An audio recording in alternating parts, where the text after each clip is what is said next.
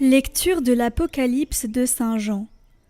Moi, Jean, j'ai vu, dans la main droite de celui qui siège sur le trône, un livre en forme de rouleau, écrit au-dedans et à l'extérieur, scellé par 7 sceaux.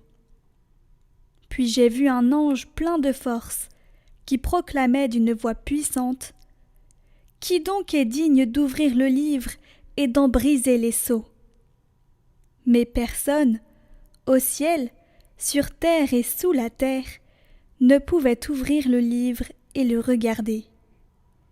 Je pleurais beaucoup, parce que personne n'avait été trouvé digne d'ouvrir le livre et de regarder.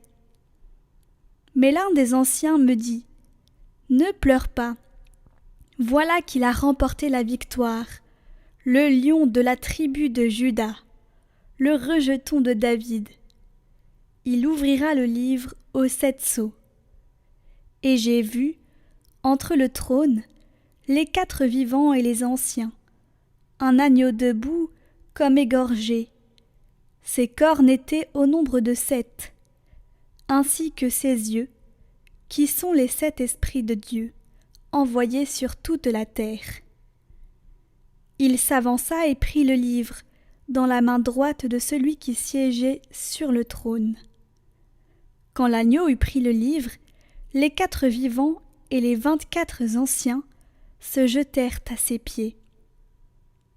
Ils tenaient chacun une cithare et des coupes d'or pleines de parfums, qui sont les prières des saints. Ils chantaient ce cantique nouveau : « Tu es digne de prendre le livre et d'en ouvrir les sceaux, car tu fus immolé, rachetant pour Dieu, par ton sang, des gens de toutes tribus, langues, peuples et nations. Pour notre Dieu, tu en as fait un royaume et des prêtres. Ils régneront sur la terre. »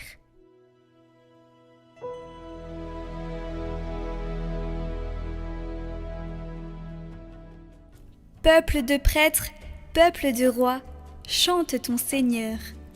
Chantez au Seigneur un chant nouveau, louez-le dans l'assemblée de ses fidèles. En Israël, joie pour son Créateur. Dans Sion, allégresse pour son roi. Dansez à la louange de son nom. Jouez pour lui, tambourins et cithars. Car le Seigneur aime son peuple. Il donne aux humbles l'éclat de la victoire. Que les fidèles exultent glorieux, criant leur joie à l'heure du triomphe. Qu'ils proclament les éloges de Dieu, c'est la fierté de ses fidèles.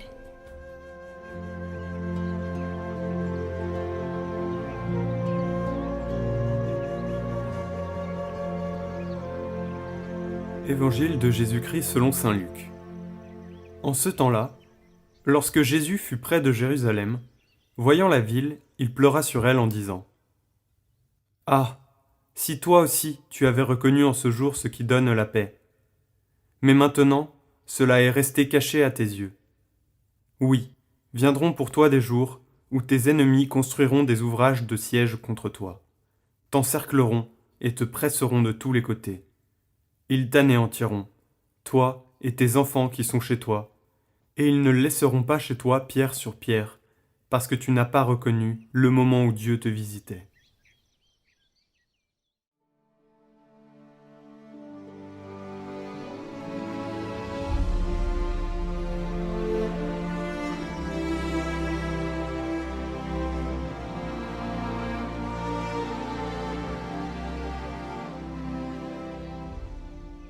Commentaire de saint Grégoire le Grand. Il a les oreilles pleines de bruits terrifiants, et en pleine paix, il soupçonne des pièges. Rien au contraire n'est plus heureux qu'un cœur simple, parce que, en ne se manifestant à autrui que par l'innocence, il n'a rien à redouter d'autrui. Il est en effet, dans sa simplicité, comme dans une puissante citadelle. Et il ne s'inquiète pas d'avoir à souffrir des autres, ce qu'il n'a pas souvenance d'avoir fait lui-même. De là, cette sage parole de Salomon : la crainte du Seigneur donne une ferme assurance. Il dit encore : une âme en sécurité est comme un banquet continuel. Telle une nourriture qui se renouvelle sans cesse, telle est en effet la paix de la sécurité. Un esprit dévié, au contraire, est toujours au travail. Ou bien il machine de mauvais coups contre les autres, ou bien il redoute pour lui-même ceux des autres. Et tout ce qu'il imagine contre son prochain, il a peur que son prochain ne l'imagine contre lui. De tous côtés des soupçons, de tous côtés des alarmes. Se souvient-il d'une personne? C'est quelqu'un, il en est sûr, qui lui veut du mal. Manquer de la paix, de la sécurité, c'est donc bien avoir des oreilles pleines de bruits terrifiants. Et puis, regardez, un homme de ce genre, celui qui vous plaira. Il arrive souvent que son prochain lui parle avec simplicité, sans arrière-pensée hostile. Mais lui, en pleine paix, il soupçonne un piège. Car celui qui n'agit jamais avec ruse ne conçoit pas qu'on puisse agir à son égard avec simplicité. Il ne croit pas pouvoir revenir des ténèbres à la lumière, lui qui de tous côtés ne voit autour de lui que l'épée. Il croit être entouré de pièges qui vont le frapper, et il perd l'espérance de son salut.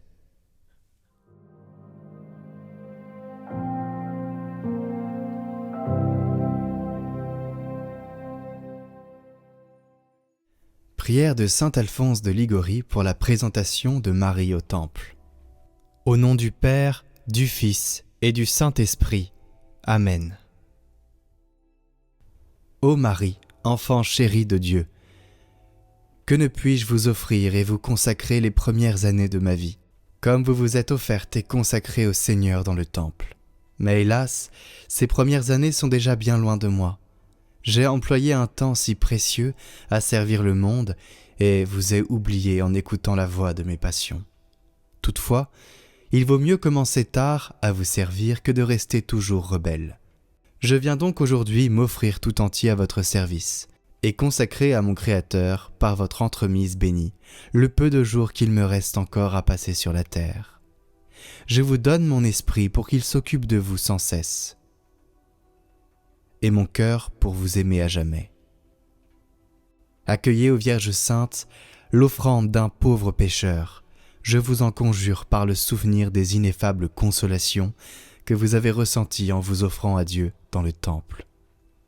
Soutenez ma faiblesse, et par votre intercession puissante, obtenez-moi de Jésus la grâce de lui être fidèle, ainsi qu'à vous, jusqu'à la mort, afin qu'après vous avoir servi de tout mon cœur pendant la vie, je participe à la gloire et au bonheur éternel des élus.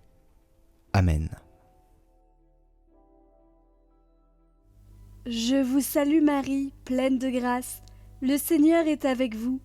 Vous êtes bénie entre toutes les femmes, et Jésus, le fruit de vos entrailles, est béni. Sainte Marie, Mère de Dieu, priez pour nous pauvres pécheurs, maintenant et à l'heure de notre mort. Amen.